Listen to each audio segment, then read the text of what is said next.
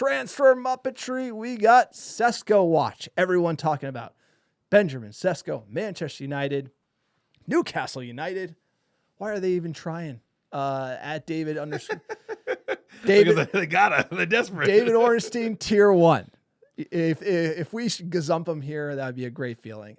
David Ornstein, tier 1. Newcastle submit offer to RB Leipzig for Sesko. Bid in the last 24 hours. This is 75 million euros plus 5 million in add-ons. It's basically what Leipzig wanted.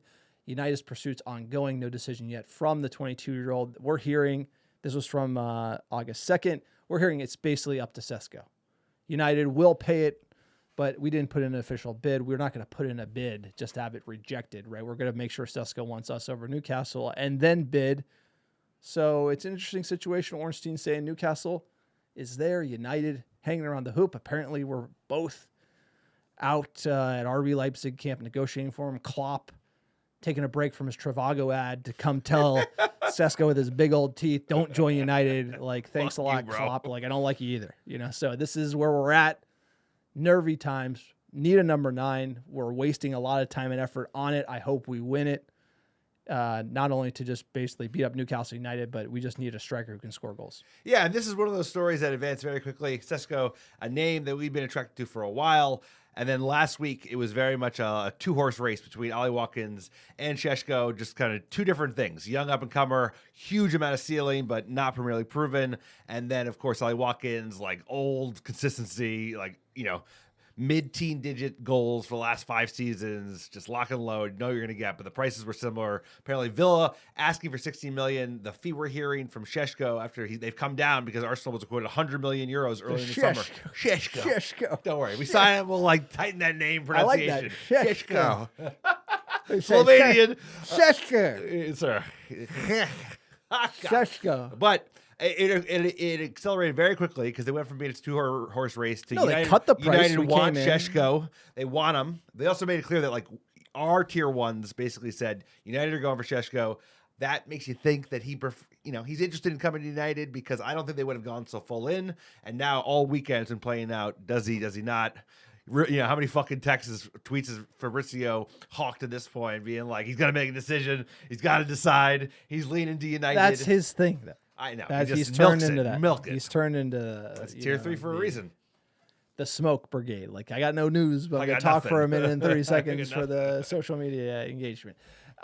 Look, this one, for me, United need to win this war. Sesko said in the past he likes Manchester United. We also heard when there was like Arsenal chose Gyökeres, there was smoke that he prefers United. Then the price was cut. I feel like United were almost pulled into this one opportunistically based on kind of where the chips fell in the market. Talked about that. And while I think the Ollie Watkins profile is probably better for us now, if Hojlund is now on the market, which we'll get to next, then you have a Sesko who can come in and be that young striker. And he's lethal. He's a top European prospect. The resale value is high. If you're looking at 75 million euros, it's a good deal. This is good value for a top young European striking talent. It's not where I thought we would be. It's not probably where I want to be, but you have to kind of take what the market gives you, and the market is giving us Sesko with the rose tattoo on the neck. If I like his numbers are good, 20 plus in Germany, all comps. He's 22. You compare that, like he's doing it in Germany, 6'5", starting every game, 6'5", aerial threat. Like imagine him just dunk header all day. Like we haven't seen that at United, flying around. He's got a boot on him. I just feel like this could be really exciting. I'm all in on Sesko if he joins the club, sir. This is like, you know, you really rated Wout Weghorst. I'm a big Sesko guy. Rated Wout Weghorst. Get the fuck out of here. He's a player that kind of, like I said, we talked about this at the beginning of the transfer window. There's a musical chairs as it relates to the strikers available on the market, top clubs, us, United, of course, United, Arsenal, he's Chelsea, like a good Liverpool. Wout. He's a good Wout. I hope so. He's a good Minus Wout the Dutch, Weghorst. Slovenian, like your boy Tadic, like your boy Tadic Pogacar. And these are one of those strikers that like the window kind of put him in front of us because I think if Ollie Watkins, the price was willing to come down, if they're like, hey, we'll play ball at 40. No, they're like hard line in the sand. We don't want to sell. 30-year-old Ollie Watkins for any less than 60 million pounds. Well, Sesko is now 70 million pounds. That's a 22-year-old. He'll have resale value. His ceiling's also potentially higher than Ollie Watkins even at this could be a steal. Like United always just get into these sagas cooked. and like get cooked, and this could be the first time where like Arsenal got in the saga with Gyökeres, and then we end up getting like their reject in Sesko. And then, like he turns out to be like a worldie. Like this could turn out to be a worldie, like though. Isak bottles Newcastle, Gyökeres fall, then Sesko's like the next Hojlund. Like that could be. This could be how we come back from the ashes. Like, and so for me, importantly, on just the pure Muppet take of it, you got to just cook Newcastle. They've been eating L's all out in the street. They're like pounding their chest. They won a trophy. They think they're like, they think they're hot shit. So and then insecure. like nobody, by the way, Newcastle, have you been there? I've taken the train from London to Newcastle.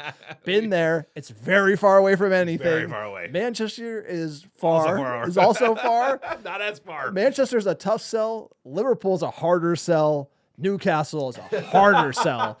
If you're like, let's be honest. I'm not true. like people in the UK just like comment. You can comment on like it'd be like going to play in Cincinnati or like New York. Where do you want to go? Maybe Boston would be a better. Maybe Manchester's Boston. Manchester's like, not New London's York. New York, but like I'm trying to come up with the right analogy. I feel like in the United Manchester's States like Chicago. I just can't imagine he would like. You go to Manchester. There's a lot going on. You got City. You got United. You got a big city, big airport, Big team, in and out. Big team. And it's just like there's more going on. It doesn't have the appeal of London, but definitely more than Newcastle. Newcastle's just like blinders on football only. You're up there. It's darker. It's colder than Manchester. And I just kind of have to feel that like the club, the history is the pull. So if he rejects United for Newcastle, it means he just wants money.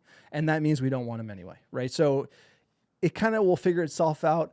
And I just feel like United in the poll and the fact that we're being serious. But it's up to him. And this is from Philip Hines. He said, further talks regarding Sesko took place last night, continuing in the morning. As reported, United are ready to match the offer. Everything depends on Sesko. So what he wants pretty much is what he'll get. And if he wants money, he'll go to Newcastle. If he wants to join Amorim and the next big thing, I have a feeling it's Manchester United. You look at Eddie Howe.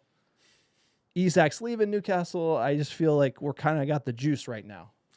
We got the juice, and listen, at the end of the day, there's the pull of being a youngster. This guy was a young fan. He said he's been a fan of Manchester United since he was 9 years old, and guess what? Everybody wants to be part of the project to bring Manchester United back from the ashes.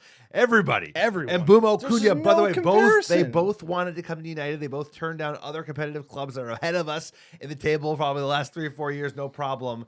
He's a risk because of the coming up to new league. We're going to have to give him time. But by signing Premier League proven, not strikers, but goal scorers in Cunha and Mbeumo, you take some of the burden off a project. He is still a project coming to the EPL. It's a big step up for anybody. And we're not a turnkey team like City was when Hojlund just showed up and started banging them in. So I like the profile. I don't love the neck tattoo, but he's got fucking height. His goals kind of dropped a little bit last season, but that's because I've been research. He dropped deeper and was more involved in link-up play. Wasn't in the box as much. I think given the players around him in the 2-10 system, he's going to be in the box, target man, especially in the air with Mbeumo, right? Third highest crosses in the league last year. That would be a great combo. I'd also like, we'll talk about the Dane in a bit, but I think you need two. So it's like if you end up dishing Hojlund, and we'll get on to his story next. I still think you need somebody else, even if that's a fucking Vardy or a DC. You can't have one number 9 again because I feel like that's replaying the Hojlund mistake once again. Yeah, I also don't want to comment. There's obviously a reason to get a rose neck tattoo that could be like valid, but I was thinking like, what neck tattoo would you want your striker to have? Like, I was thinking like, what would be an acceptable neck tattoo for a striker? Like a dog bone, like a dog, just someone who's. Just I thought like a skull, skull, if you're gonna get a neck tattoo, it has to be something like very scary. Money. It has to be very scary. Like it has to be like something just like skull pirate something, like the rose. If he scores, sir, maybe scores 100 EPL goals, maybe I'll get a rose neck tattoo. You never know.